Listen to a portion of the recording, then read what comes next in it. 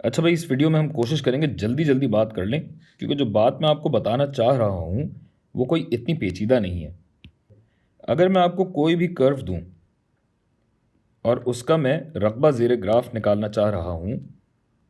ए से बी तक, और ये अगर y is equal to F of X है, तो मैं ये तो जानता हूँ कि अगर कुल रकबा मुझे निकालना है तो उसके लिए मुझे इस F of x D x को इंटीग्रेट करना होगा ए से बी तक। मैं आपको सिर्फ ये बताना चाहता हूँ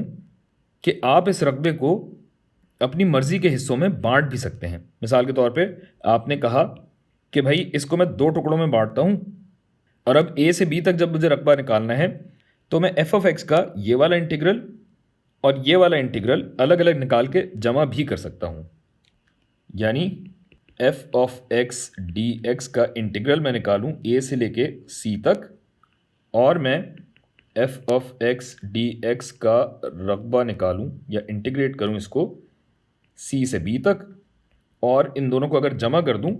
तो ये देखिए कि मेरे पास यही कुल रकबा आ जाएगा। अब मैं 2 में, 3 में, 4 में, जितने भी टुकड़ों में इसको बांटना चाहूं मैं बांट सकता हूं।